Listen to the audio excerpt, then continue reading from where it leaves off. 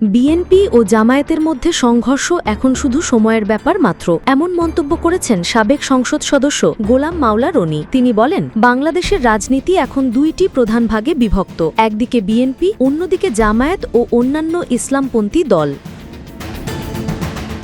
তিনি আরও বলেন, অনেক ছোট ছোট দল যারা একসময় বিএনপি, আওয়ামী লীগ কিংবা জামায়াতের সঙ্গে ছিল, তারা এখন বড় অংশে জামায়াতের দিকে ঝুঁকছে, ফলে বিএনপি কার্যত একা হয়ে পড়েছে। রনি আশঙ্কা প্রকাশ করে বলেন, মাঠে এখন বিএনপির সঙ্গে হাতে গোনা ২-৪টি দল আছে, তবে এভাবে চলতে থাকলে তারা টিকতে পারবে না এবং শেষ পর্যন্ত জামায়াতের সঙ্গে মিলিত হবে।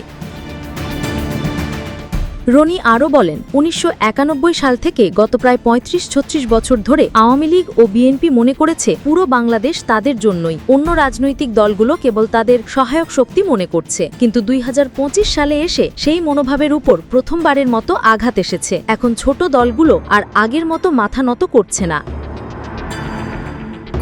আন্তর্জাতিক প্রেক্ষাপট টেনে রনি বলেন, আফগানিস্তানের তালেবান ছাত্ররা যাদের একসময় খাটো করে দেখা হতো, তারা আমেরিকান ও রাশিয়ান বাহিনীকে পরাজিত করে রাষ্ট্র ক্ষমতা গ্রহণ করেছে। আমাদের দেশের মাদ্রাসা ছাত্রদের নিয়েও তাচ্ছিল্য করা হয়, কিন্তু সময় বদলে গেছে। ছাত্রদের নেতৃত্বকে খাটো করে দেখলে চলবে না। তিনি সতর্ক করে বলেন, রাজনীতিতে এখন এমন ভাষার ব্যবহার দেখা যাচ্ছে যা বাংলাদেশে আগে কখনো দেখা যায়নি। তারেক রহমানকে নিয়ে বুয়েট বা ঢাকা বিশ্ববিদ্যালয়ের মতো জায়গায় যেভাবে অশ্লীল স্লোগান দেওয়া হচ্ছে তা নজিরবিহীন। একইভাবে বিএনপির পক্ষ থেকেও পাল্টা স্লোগান আসছে, যা অতীতে হয়নি।